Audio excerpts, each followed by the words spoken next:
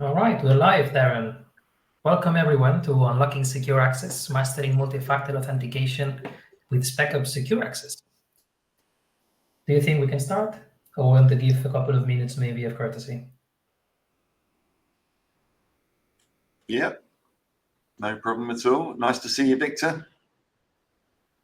All right, so let's get started then. Today, we've come to talk to you a bit about the problem of passwords and MFA. We're going to try to cover, a bit of the identity problem that we're trying to solve, what regulators are saying about MFA, how to protect login credentials, what else can MFA be used. We will have one of Darren's legendary demos, and hopefully some time for questions.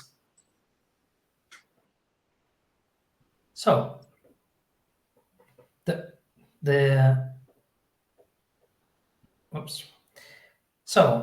bit of an introduction before. My name is Victor Acin. I am the product manager for digital risk protection. And I have today with me Darren James. Maybe you can introduce yourself, Darren. Yeah, so my name's Darren James. I'm a senior product manager for the Specops side of the Outpost business. I've worked with thousands of customers all over the globe over my last 14 years at Specops. And yeah, looking forward to talking about MFA today and how we can solve a few common MFA use cases that our customers often talk to us about. Yeah. Before we get on to the presentation, let me introduce as well the company. Specops is a leader in password security management and authentication solution, and it's a part of Outpost 24, who's a leader in helping organizations manage their ever-growing attack surfaces and enabling customers to prioritize the threats that matter the most. We're headquartered in Sweden, but we have regional offices in North America, the UK, and Europe, and we have been in the business of solving complex problems with simple solutions since 2001. Now let's get to the meat of the problem, as we say sometimes in Spanish. So the problem what we all face today, why do we need secure access? Passwords, as you all know, are still a problem, right? Passwords are used across many organizations for almost accessing most of the SaaS applications that we have in today's ecosystem. Everywhere we look, passwords are still there. Reuse is still a huge issue, and we have thousands of password attacks happening basically every second of every day. And it's not like the good old days where we had all of your applications were kind of protected inside of your company's network with your DMZ. But now organization security perimeters basically extend well beyond their firewalls, right? Sensitive data is being held in all sorts of SaaS-based applications and platforms with little to no controls on password policies or how users can authenticate against it. More people work remotely with sensitive data cached locally on their laptops, which is a really huge risk in case the laptop falls into the wrong hands or is misused, as it often happens for personal use, for example. Some have their own MFA solutions, but as we will see later, not all MFA is the same, and often the password is still used as a fallback should MFA fail. Darren, can you guess, speaking about passwords, how many passwords were actually stolen and distributed this year? At least passwords that we know for certain were stolen. Well, I imagine it's well into the hundreds of millions, just judging by the sheer number of passwords that we have on our complete database. But I'm sure you'll enlighten me. Actually, during 2024, we managed to retrieve more than 1.4 billion with a B passwords stolen from devices. And we're not talking about leaks, we're not talking about hacked servers, but computers, workstations, tablets, phones from employees like yours, for example. That is a lot of passwords. It's an all-time record for us. I think it's an all-time record for everyone on the industry. And all of that information is circulating around the dark web and being distributed among different threat actors. But the problem is not the volume in itself, which of course is a huge issue, but the implications that it has. This much data opens basically whole new probabilities with data mining. Nowadays, it's possibly basically to custom build an attack dictionary for a particular organization, simply based on the passwords leaked. It's very difficult for us to find nowadays a client that we onboard into our digital risk protection platform that hasn't had a single password compromised in the last year. So it's something we need to be on the lookout for. So we still need to protect our passwords, right? These are being stolen, these are being shared, these are being guessed. We need a second layer maybe of protection. So because companies must do whatever they can to still protect their passwords, especially the ones that they use to log in the first thing in the morning and control the access to many of these other online, hybrid, and on-premise services, they need to protect basically the keys to their kingdom, their Active Directory password, right? A lot of people think that once MFA is in place, this password will be completely secure, right? Passwords don't matter much anymore. What's the danger in that mindset? What do you think, Darren? Well, I mean, it's a really common misconception. MFA obviously adds a second layer of protection, but if the password itself is weak or reused across multiple other services, let's be honest, human beings are just human beings, right? We all make mistakes. We all try to use these services, and we want to get on and use them as soon as we possibly can. So we typically reuse a lot of passwords, or maybe only just change a few of the characters in them. So these other services can expose our passwords, can be stolen, or can be guessed. And attackers often use stolen credentials from other breaches. And if that password works, then it may not even trigger an MFA right away, an MFA request right away, especially in systems where it's not enforced everywhere. So protecting a password is still critical. I like to think of MFA as a backup, not a substitute. So it's purely that extra layer. Makes a lot of sense, Darren. Thankfully for that, we also have the solution, right? With Specops password policy and the breached password protection, they have provided for many years. We have thousands of happy customers basically enforcing password policies to prevent this kind of misuse and this kind of misconfigurations. Just adding MFAs to your system isn't a silver bullet. There's still a need for a strong and breached password, and of course, a need to enforce that across all of your applications. Exactly. And the ability to continuously scan for a breached password, I think is vital, because you do need to try and mitigate that risk of password reuse. Exactly. However, though, adding MFA to the solution that is easy to install and simple to use will always add that extra layer of protection, right? Absolutely. Absolutely. So much so that many regulatory bodies and insurance companies require and recommend MFA.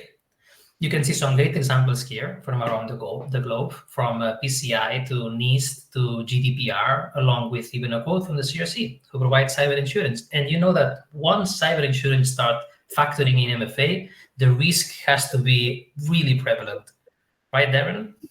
Yeah, absolutely. I mean, with so many different standards and frameworks out there calling for MFA, is this just about checking a compliance tick box, or is there a deeper reason for all these new requirements, would you say, Victor? Well, it might seem sometimes that it's just a checkbox, especially with certain security frameworks and compliance standards, which are more about getting to pass the compliance test. These requirements are actually based on real attack trends, right? The reality is that passwords alone are getting compromised constantly, and regulators and insurers are pushing for MFA because it works. It makes attacks significantly harder, so it lowers the risk that they have as insurers by a lot. So it's not just about compliance, Darren. It's about reducing the risk across the board. And it's not just saying this. It's not just us claiming that passwords are getting compromised and that MFA works. Actually, Microsoft published a study in 2023 in which they explained that about 99.9% of compromised accounts do not have MFA enabled there. That's a really high number. And this is nothing new, by the way. Back in 2019, Google already published research showing that MFA blocked about 96% of bulk phishing attacks. So simply sending an email, claiming something about maybe a view order that was lost, or asking you to log into your Office account, and about 76% of targeted attacks. So attacks targeted towards a certain persona, impersonating people from your company. That's a huge reduction on risk. And for 2024, actually, the Anti-Phishing Working Group, I'm not sure if you've heard of them, but they publish great research around phishing about every year, basically. They detected that in the last quarter, so in Q4 of 2024, there were close to 1 million phishing campaigns globally. And when we are talking about campaigns, we're not talking about an attack. It's not 1 million emails related to phishing. No. These are campaigns. This is the website that the attackers will leverage to launch thousands, maybe hundreds of thousands of emails in a single day. 1 million different websites meant to trick your employees into sharing their credentials with these attackers. And by simply putting MFA, based on the research from Microsoft, you stop 99.9% of the times that your employees are actually not well trained enough, we'll say, to log into one of these sites. But as we know, Darren, not all MFA is created equal, right? Correct. This can be boiled down basically into 3 different types based on the authentication factor, right? You have something you know, you have something that you have, and then there's a MFA that depends on something that you are. And then this can be mixed maybe with 2 different signals, as we like to say, somewhere where you are and something that you're doing. Each type of MFA is different, but they all have their own weaknesses. For example, something that you know is a type of MFA, right? Stuff like security questions or personal information. Everyone in the company, maybe if some of you have come to other webinars, may have seen my cats walking around in front of the camera, basically. And I love talking about them. I think they're super cute and they're the best thing in the world. So most likely, many people know what's the name of my favorite pet, right, Darren? I think you're a huge fan of Star Wars. Today you're in the office, but usually on the background, you have this really huge Star Wars clock, right? Exactly, my Star Wars clock or my Star Wars figure collection. So yeah, do you think "May the Force be with"? May the Force be with you is a good passphrase or things like that. Yeah. But it's easily guessed, right? It's easily guessed, exactly.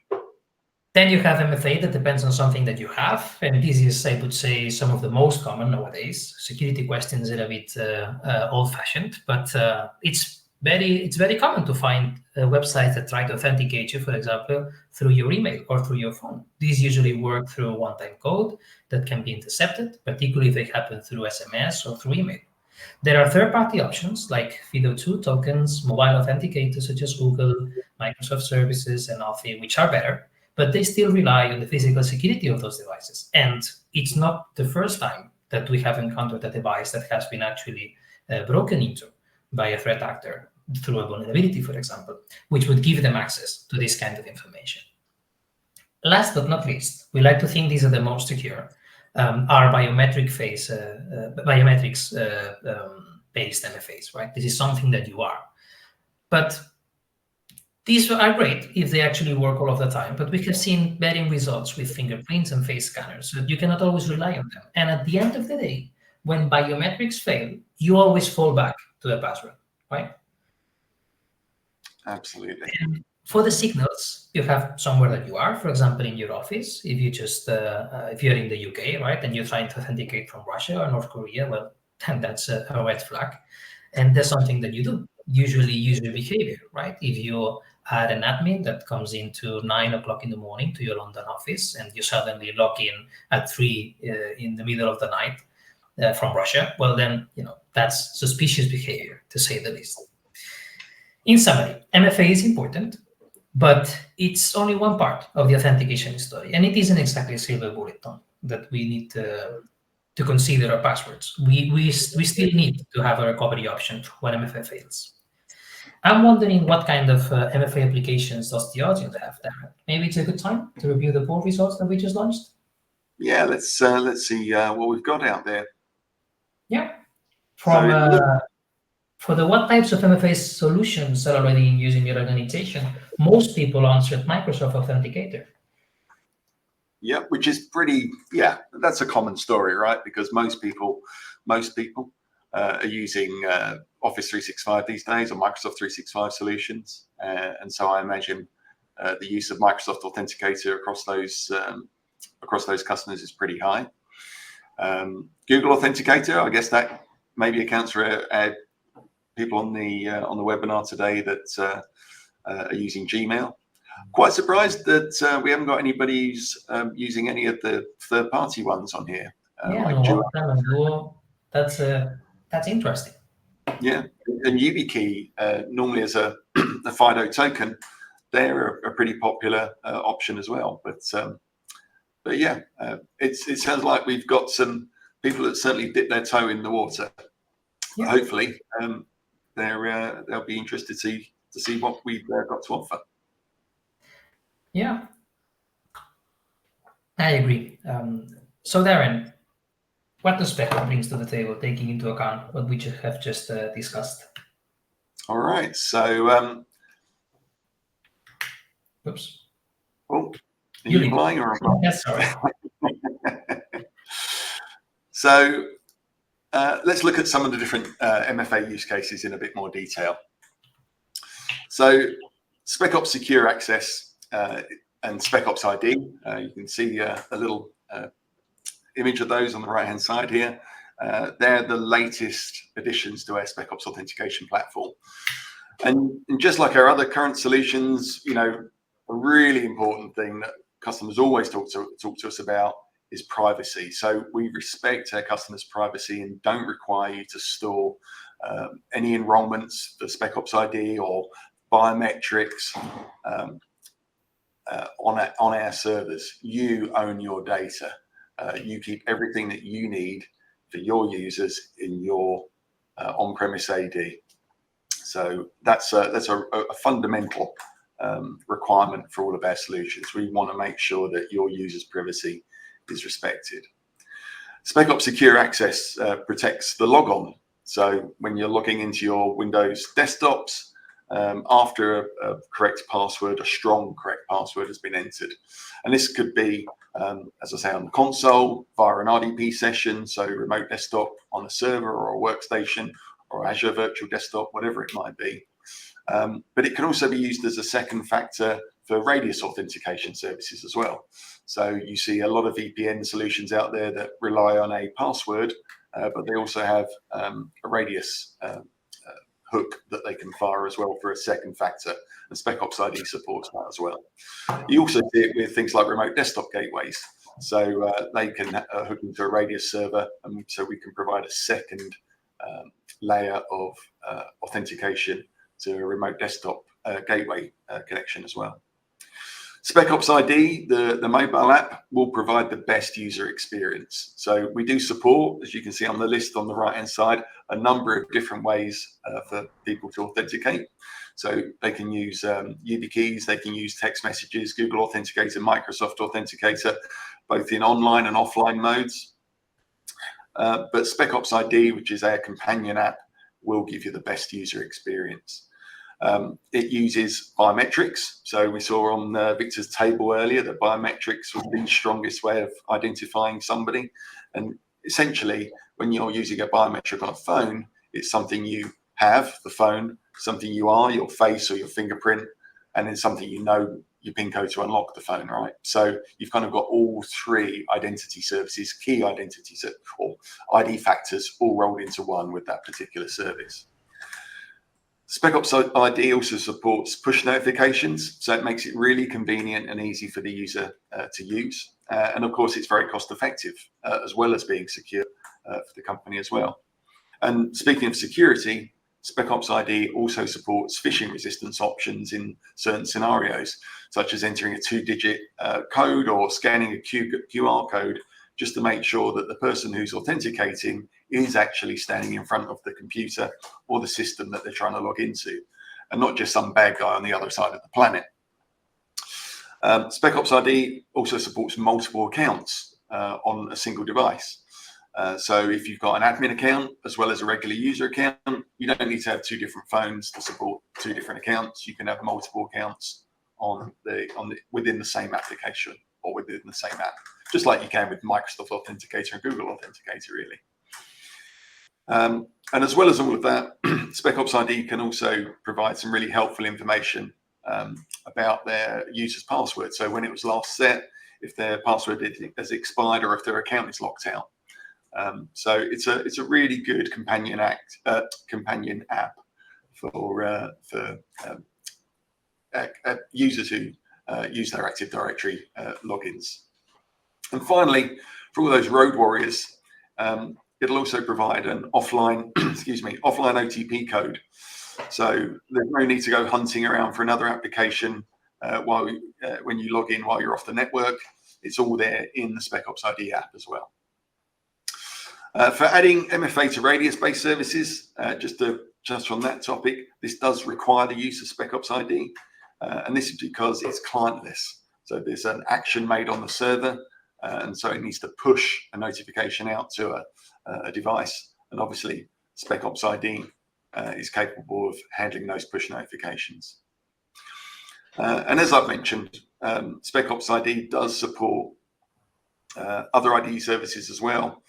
So if you already have Microsoft Authenticator or Google Authenticator already deployed to your users' phones, and we see from the poll that some of you do actually have these, they can also be used alongside secure access.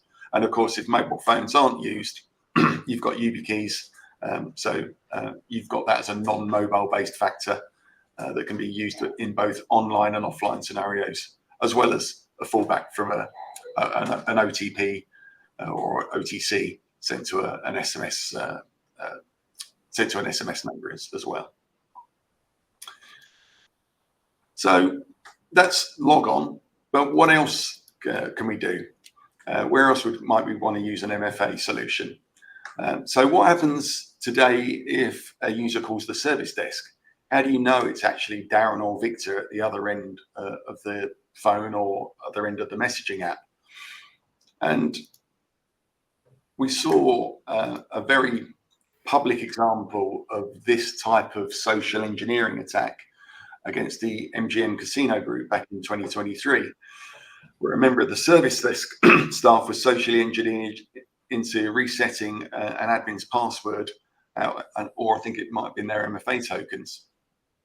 We've seen a huge uptick in interest from customers who want to securely verify who is actually calling the service desk, and not for just things like password resets or account unlocks, but any request.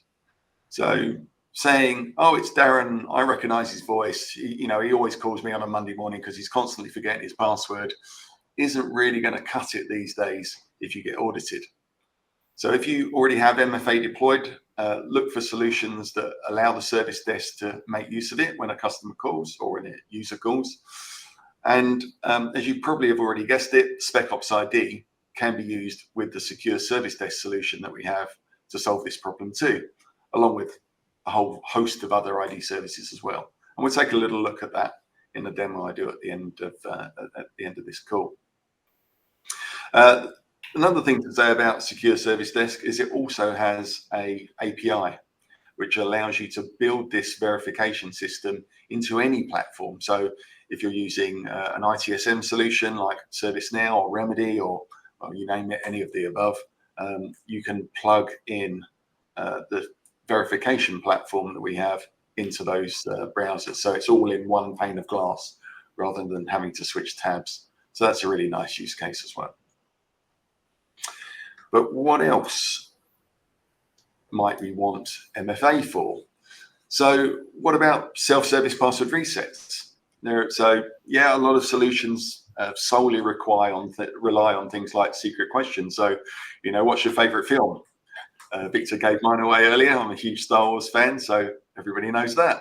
Anybody who watches this webinar when it's when it's played back later on, again, they all know what my favorite film is now. So guess what? I don't use that as a question when I'm doing a self-service password reset. In fact, I don't use secret questions at all. But there's other problems as well. So one-time codes sent over potentially insecure or unencrypted systems like SMS. So wouldn't it be good to encourage your users to self-serve instead of calling the service desk, but have the flexibility to use a highly secure biometric ID, but still be able to help themselves even if they've lost their phone? And that's precisely what we offer with uReset. So password resets take up a lot of time, both for the end user and also for the service desk. End users might take X many minutes trying to remember what their old password is. And then they won't figure it out, or they lock themselves out and they get stuck in a queue when they ring up the service desk. And then it might take time for the service desk to verify who they are, especially if they haven't got something like secure service desk in place. And then you've got the whole changing the password and relaying that to the user, and this takes a lot of time before they can actually log in. And of course, all the remote working problems as well. You might have a cache credential that the user needs to get updated, but all of this time equals a big cost for the business. I think Forrester's came back with an average password reset cost is around $70 per call, which soon mounts up on a Monday morning or just after Christmas or just after holidays. So what can take, well, and as I said earlier, what can take even more time really is those remote workers. So they might not be able to use that password that the service desk has just set for them. Because the laptop has no line of sight to Active Directory. So service desk agent resets a password, users sat at home with their laptop on their knee. They tell the user the new password, but of course it doesn't work unless you've got something like an always-on VPN solution in place. But what if you could use a system that could update the cache credential for your remote workers? So as long as they've got an internet connection, no VPN required, what if it could update that cache credential for them? And again, that's exactly what uReset is capable of doing. Specops ID as well can provide a phishing resistant biometric protection to this password reset process. So as I mentioned earlier, you can scan a QR code or type in a 2-digit number to prove that it is the user at the end of the who's trying to reset their password or on the web portal. And you might also see that Specops ID on the photo on the right, you can see that it's got 3 stars. And again, this is acts as an encouragement for users to choose that ID service rather than one of the weaker ones below. But there are options that we can see in here. So Microsoft Authenticator Plus and mobile code would also get you those 3 stars. The whole point here really is to kind of guide the user into choosing the right and the most secure way of authenticating themselves. So if you've got any of these ID services, it really does provide a flexible MFA solution. And that's the whole point. It's got to be easier to use this service than calling the service desk. Otherwise, it'll never take off. And that's what uReset provides you. It gives you that flexibility to use whatever you have at hand, whether it's a YubiKey, a mobile code, Specops ID, you name it, even your manager. So you can ask your boss to verify the other end of the phone. And of course, once they have securely been authenticated, the other shot that you can see there, where it's showing the user to type in their password twice before we confirm it, there's also detailed feedback. So we can show the user what they've done right, but more importantly, what they've done wrong when they type in that new password that they're setting. So we can encourage them to make sure that all of the password policy rules are met. And of course, if you've got something like Specops password policy, you can reward users for setting a longer password or choosing a passphrase over a password. So it gives the user really good feedback as to what they've done right versus what they're doing wrong. And of course, if they use a breach password, we can check for that as well. So with all of those things considered, Specops now provides secure Active Directory access right away across the board. So password policy allows you to set a strong, uncompromised, continuously checked password. Specops uReset allows the users to reset that password or change that password securely with detailed feedback. Secure Service Desk allows you to confirm the identity of those users when they do call the service desk, hopefully not for a password reset, but for any reason. And of course, Specops Secure Access allows you to verify those users at the logon process beyond just having a password. So yeah, it's a really cool story to try and solve or strengthen that authentication problem that every organization has. So, talked about it. Let's try and have a look at a quick demo. So, bear with me for 1 second while I spin all of this up. I'm just going to get my phone on the screen so you guys can see it, if it behaves. So, share my screen. Here we are. All right, so there we go. Another clue to my favorite film on the screen, as you can see. So R2D2 wants to log into his Windows 11 laptop. Well, this is an RDP session that we were talking about earlier, but it doesn't matter. It's console or RDP. So I'm going to type in my password.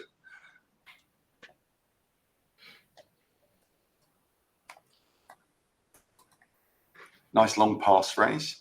And I'm going to click go. Oh, helps if you can type it correctly.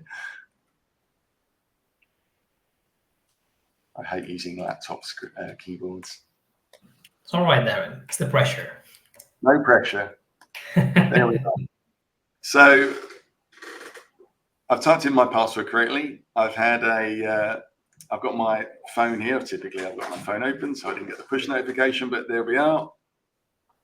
And I'm authenticated. I look at my phone and we are in. So a nice seamless experience for the user. I can see that my account status is okay. My password was last changed 13th of March. And yeah, and I've got all of my other IDs here that I can use as well. So my multiple user accounts that I can use as well. I've got my offline codes in here. So we are very much sorted from a login second factor being a biometric from my mobile device. But what about those other use cases? So let's just sign back out of here again. That's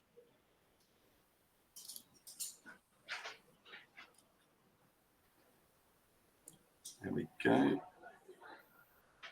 Let's maximize that.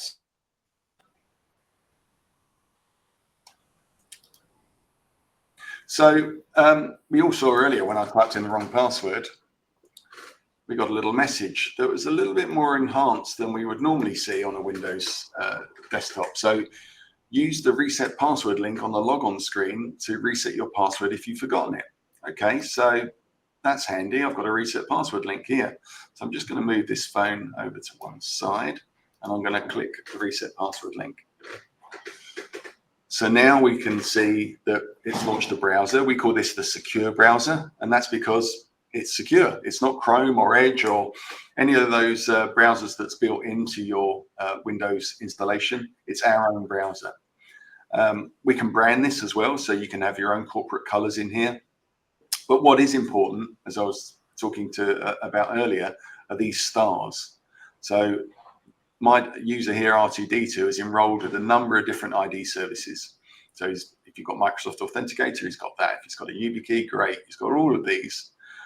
But what I want them to use is Specops ID because it's the strongest way of authenticating that actual user, making sure it is the right person. So if I click that, and then once again, I got the push notification sent to my phone. You saw that briefly pop up here. We click OK. And we're in. And of course, as I was saying earlier, once we are authenticated, we can now set a new password. So if I start typing in a new password into here, let's just try this one.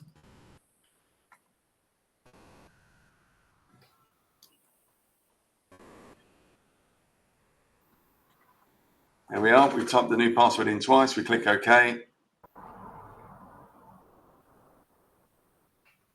And the password is reset. And that's updated the password in Active Directory. It's updated the cache credential locally on the laptop. And it's also synced that password to my Anchor account as well. So again, very, very simple way of allowing user to self-service reset using a biometric ID. and the same ID service that he can use to log in with as well. And the final use case I want to show you is that service desk use case. So I'm going to click on the service desk tab over here. So this is the service desk portal.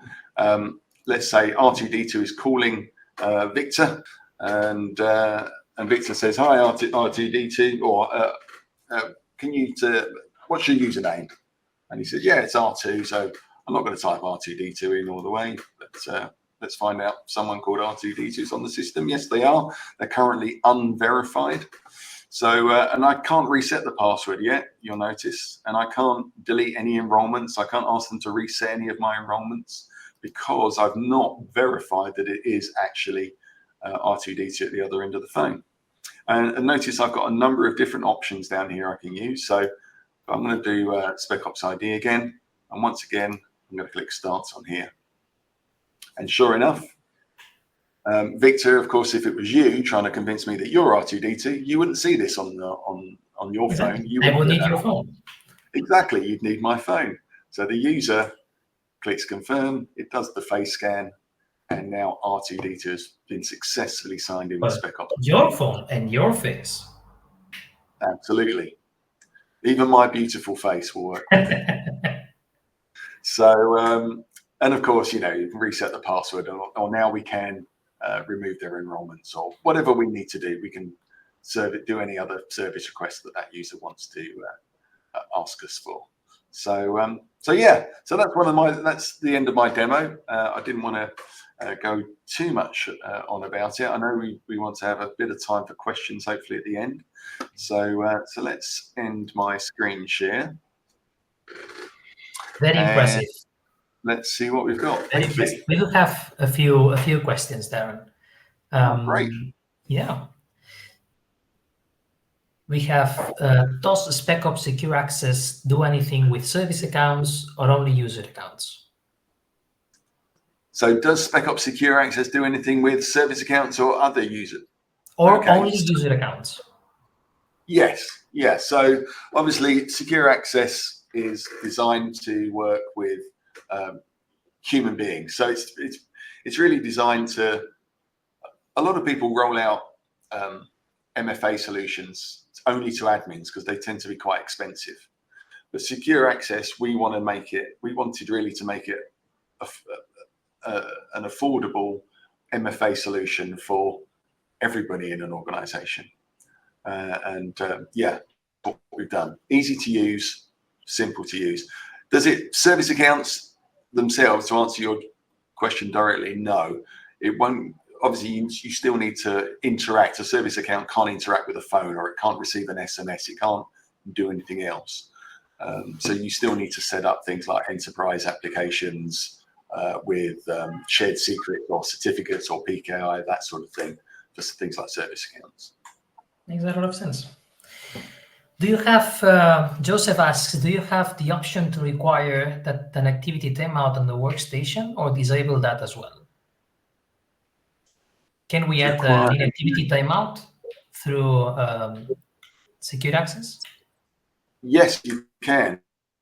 So, so do you mean after you've entered the password, it's going to wait for a certain amount of seconds? I assume that's what you mean, before it goes back to the log-on screen again. Yes, that's a configurable option in the client. Wonderful. I can see lots of questions coming in now. Yeah. Michael asks, do you support ID cards that utilize PKI or FIDO?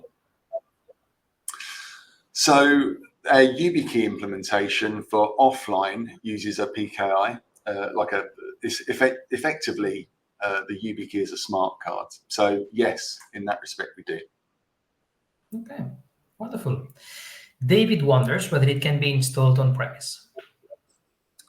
Absolutely. So, well, it depends. Specops Secure Access is a hybrid solution. So Specops You Reset, Specops Secure Service Desk, and Secure Access are all built on something called the Specops Authentication Platform. So that's a hybrid solution. So we host all the cloud bits for you and all the complex stuff and all the website certificates and everything else. So you guys don't need to worry about any of that. But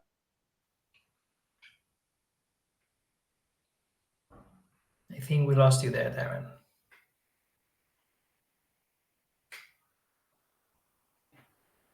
So as far as I know, David, at the end of the day, the data stays kind of on the side of the customer. And to Specops, are you back?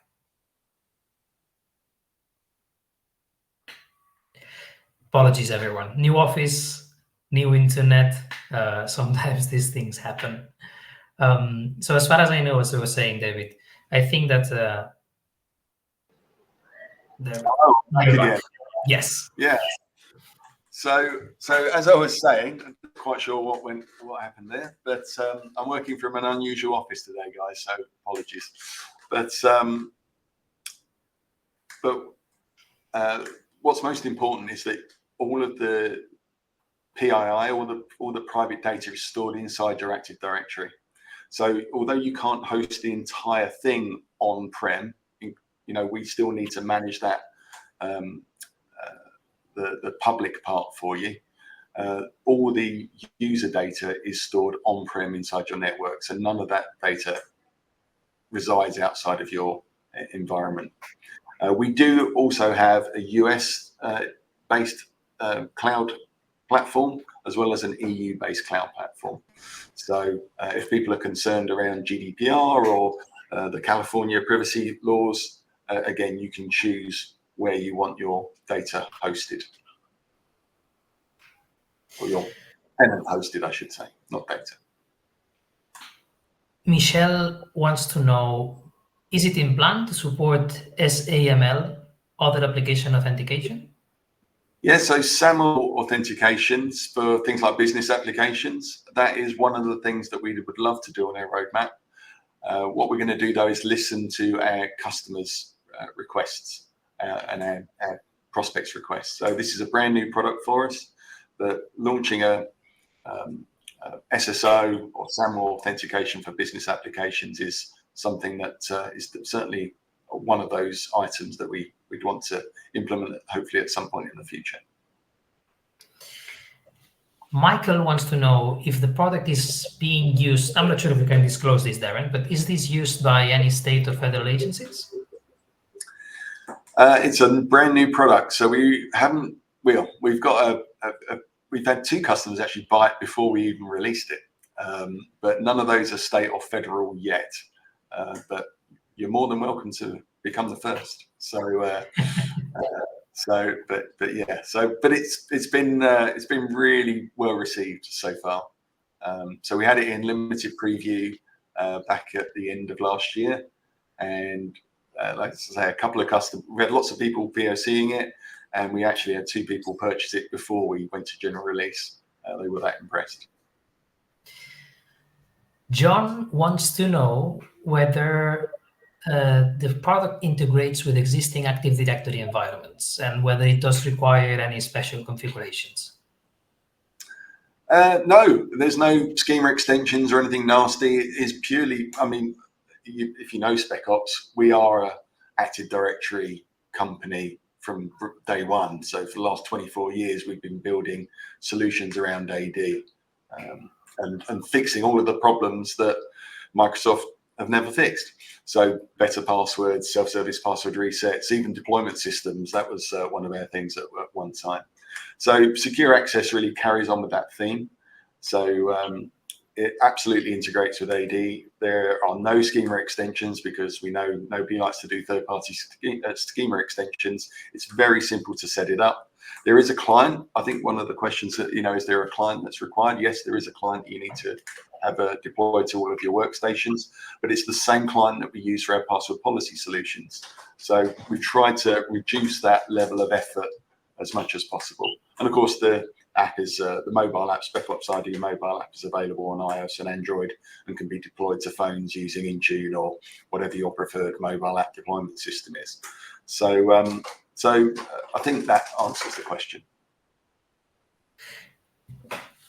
I think it does. I think it does, Darren. He actually is a bit of a cheat and put a follow-up question in the same message, asking whether it can be customized to accommodate different user groups or departments. I guess that doesn't require a special configuration, but can it does. No, so you can have multiple policies. So you could say, right, I want this group over here to use Specops ID, but this group over here, they're not allowed to have mobile phones, so I want those guys to use YubiKeys. So yes, you can configure it differently for different demographics of users that you might have, or requirements for your users, depending on what their needs are. Makes a lot of sense. Let's see, what other questions do we have?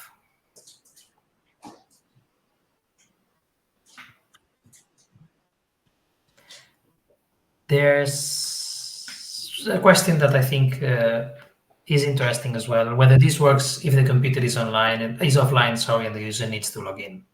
I guess that if the computer doesn't have internet access. Yeah, so that's fine. We support offline scenarios as well. So as I noticed you may have noticed when I did the Specops ID demo, there was an offline mode. So you can you'll see a rolling one-time code for any computer that you've logged into. So you can use that when you're offline.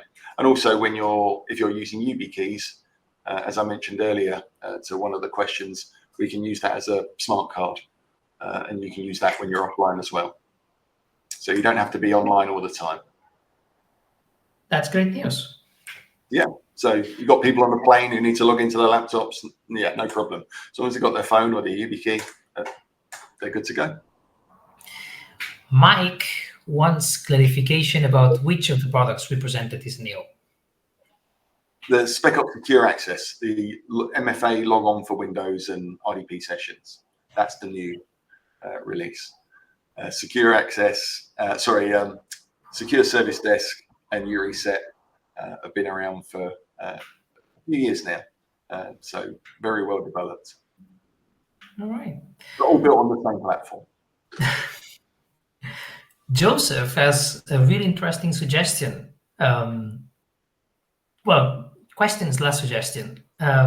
He wants to know whether for the service desk verification feature, can the scenario be switched around? So can the user verify that whoever's calling is from a secure, from the service desk of the company? That's a really good question, Joseph, and it is one that we've heard before. The problem is it's